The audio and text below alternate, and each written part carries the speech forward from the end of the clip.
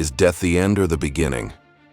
And what if thousands of people who found themselves on the border between life and death have already seen the answer? What if what we fear the most is nothing more than a passage? And what if behind those doors waits something much greater than everything we know in ordinary life? Today's video will take you into one of the deepest mysteries of human existence. We will look at the testimonies of people who returned from places where most of us will go only once. We will show what images and experiences appear again and again, and why they are so similar despite different cultures. We will stop at scientific theories that try to explain these experiences, and we will also show places where logic and facts reach their limits. And in the end, we will ask a question that can change your view of life itself. What if death is not the end, but a door to another reality?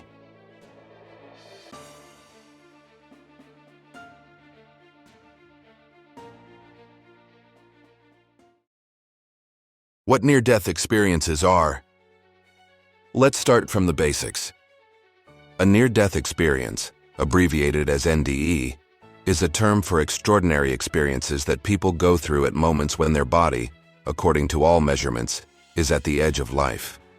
Typically, it happens during cardiac arrest, severe accidents, drowning, or sudden failure of the organism during surgery. It often concerns moments when a person is, from a medical point of view, dying, and yet later remembers something that is hard to explain. These are not isolated cases. In the 19th century, these experiences were spoken of only quietly. People were afraid they would be considered crazy. Today, there are tens of thousands of documented testimonies from all over the world. And what is the most interesting thing about them? Surprising similarity.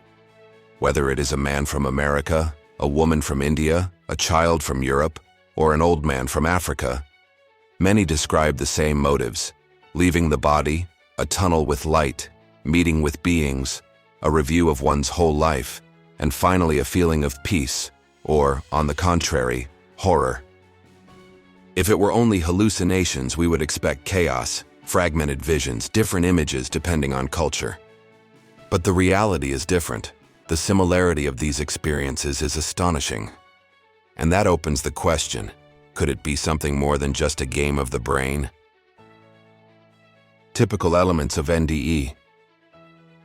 Let's now look at the individual elements that appear most often.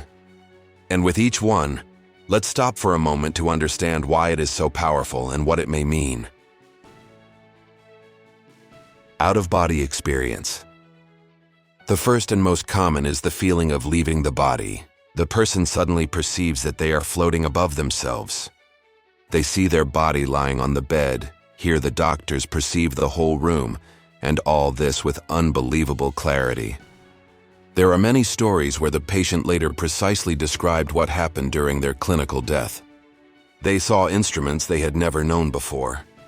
They described the doctors' conversations, even though their brain was inactive according to the machines. Some hospitals even went so far as to test the truth of these claims.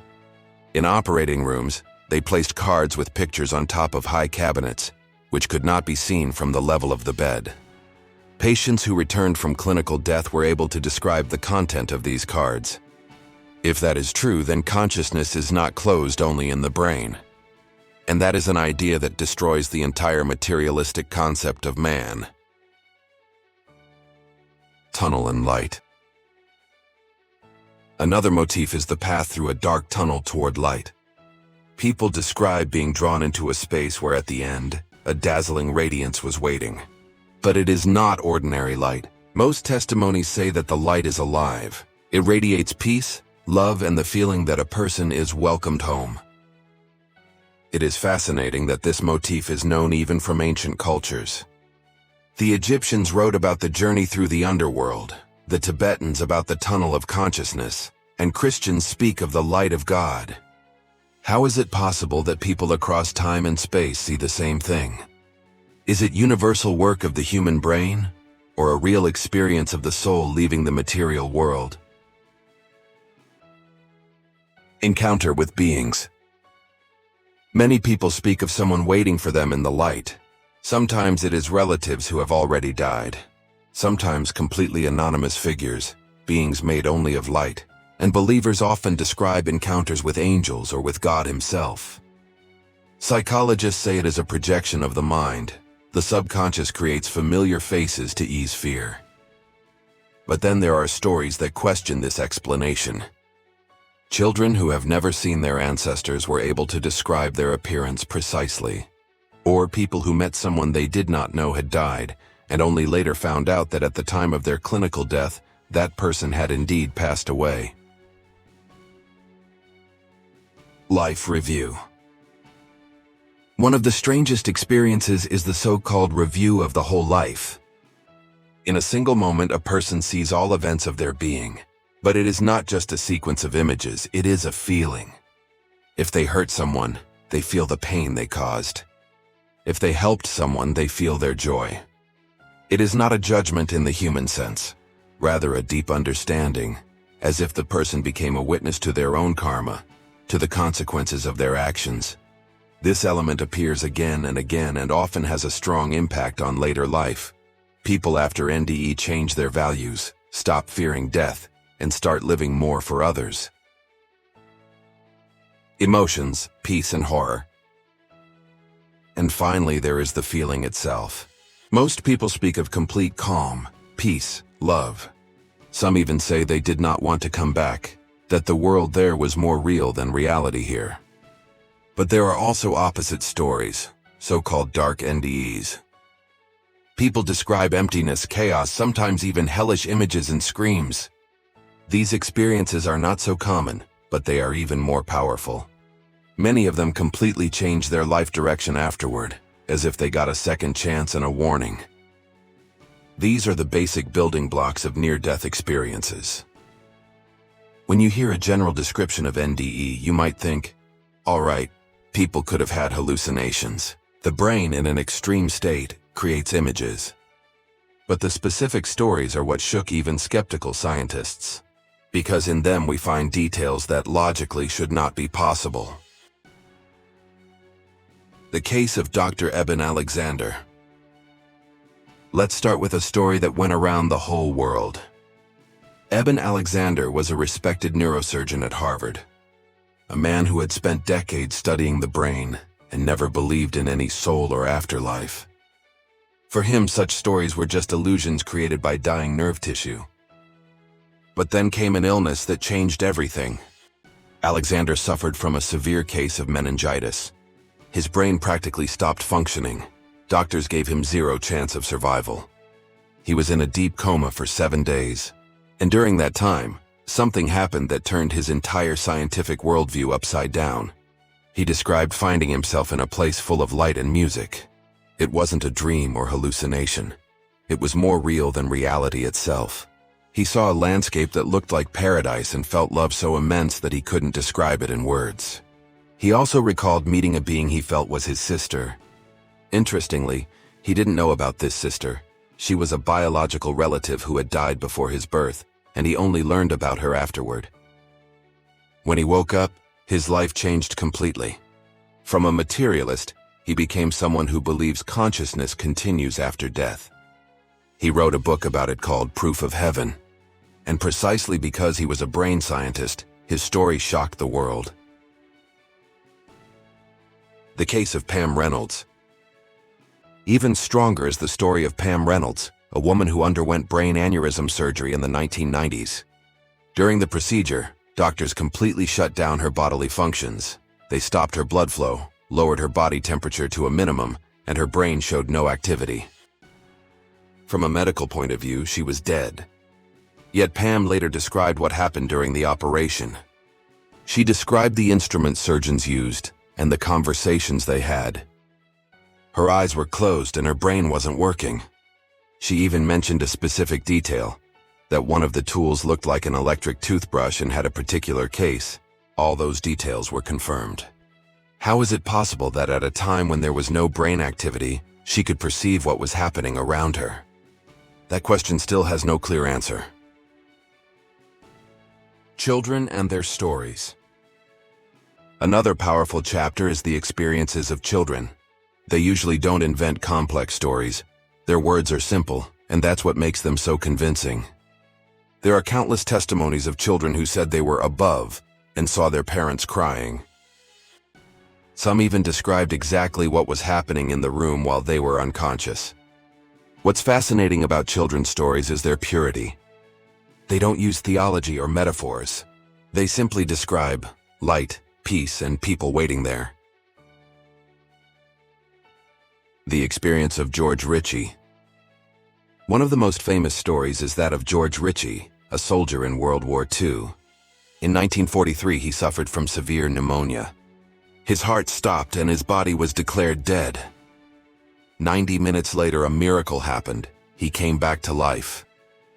Ritchie later described that during that time, he left his body and traveled through different levels of existence. He said he saw beings trapped in darkness, obsessed with desire, hatred, and unable to move forward. Then he reached a being of light, whom he perceived as Christ himself. This experience changed his entire life.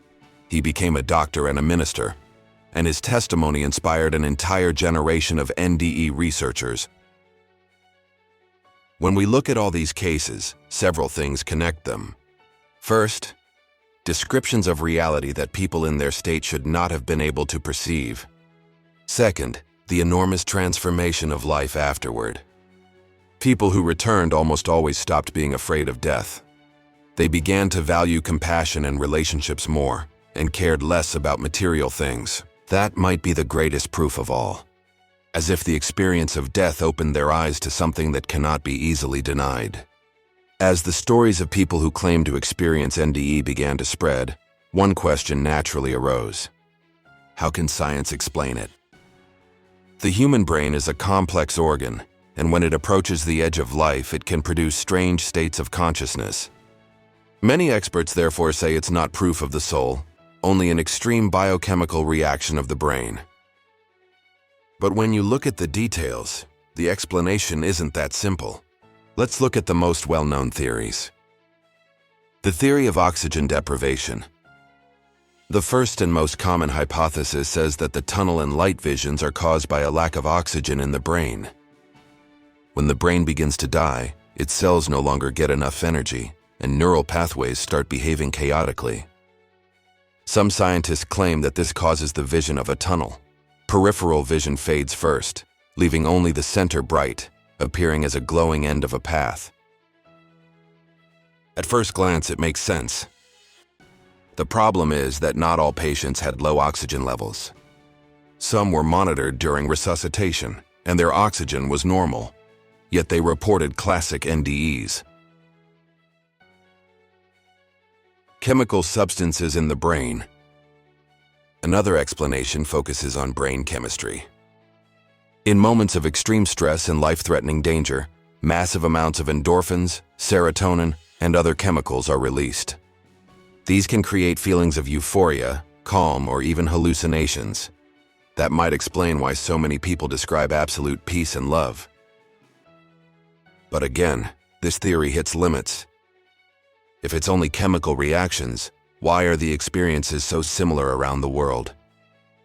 And why do people accurately describe things they couldn't possibly perceive while their brain wasn't working? One of the most interesting theories is connected with a substance called DMT, dimethyltryptamine.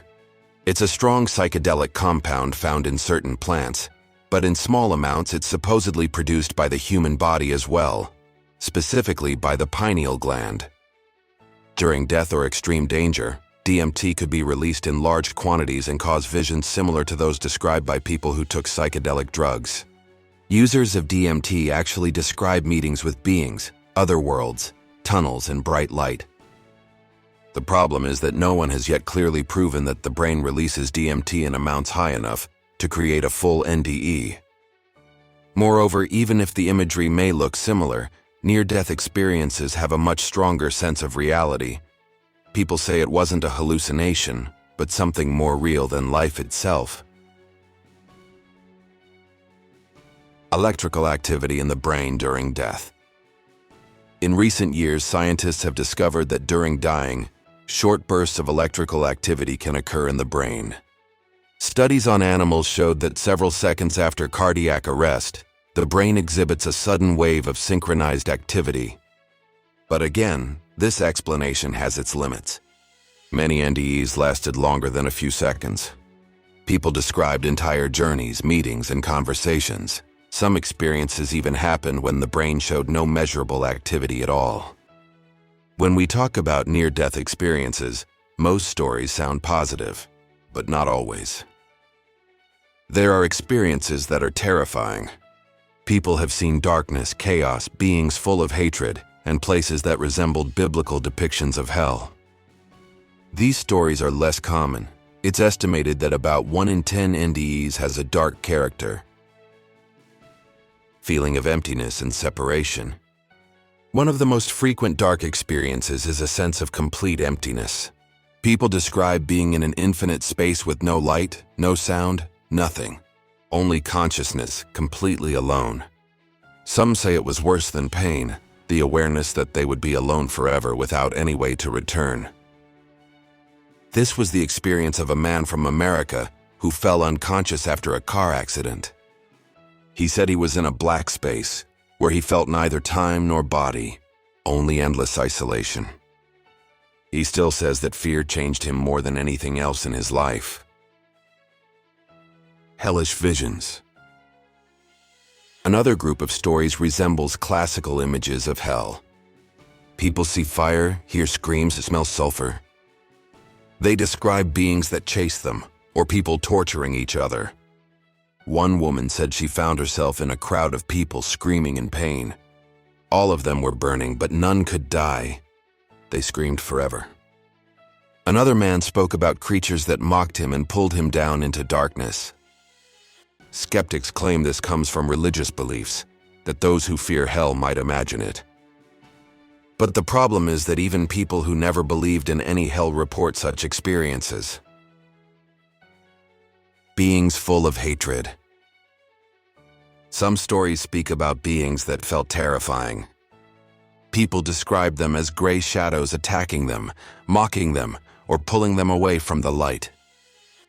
For example, a man who survived clinical death during heart surgery said he was surrounded by figures telling him, "You will never return, you belong to us." He felt them pulling him downward and begged for help. At that moment, light appeared, and suddenly he was back in his body. The meaning of dark NDEs. The question is, why do some people experience light and love while others see hell? Some researchers believe it reflects a person's inner state. Those living with guilt, fear, or hatred might experience in NDE what they carry inside themselves. Others say it's a warning, a kind of shock meant to wake a person up and change their life. And in many stories, that's exactly what happens. They started searching for meaning in life, helping others, freeing themselves from addictions and wanting to live differently, as if the dark experience showed them the path they no longer wanted to follow. And that might be the greatest power of these experiences. Regardless of whether they were beautiful or frightening, their impact on people's lives is immense. And now we come to a question that may be even more essential than the stories themselves. If all the scientific explanations are not enough, we must ask, what is consciousness really? And is it truly possible that our consciousness is not just a function of the brain, but something more? Is the brain a receiver or a generator? Traditional science claims that consciousness is a product of the brain. The brain is a complex biological machine that processes information and creates the illusion of self. When it's damaged, consciousness breaks down. But near-death experiences suggest something else. In many cases, people accurately described what happened around them at a time when their brain was not working. If consciousness were produced exclusively by the brain, it couldn't perceive anything once the brain was off. That led some researchers to another idea. What if the brain is only a receiver? What if consciousness isn't in the brain but around us, and the brain works like an antenna that tunes into it? When the brain dies, the receiver shuts off, but the signal, consciousness itself, continues to exist. Philosophical question: who are we really? If consciousness is independent of the brain, then we are more than just a body. we might be something that only temporarily inhabits the body. Death would then not be destruction, but transition, the laying aside of the physical shell. And what does that mean for us? If that's true, it changes everything. It means that no moment of life is lost, that our actions have meaning, because their consequences go beyond our physical end.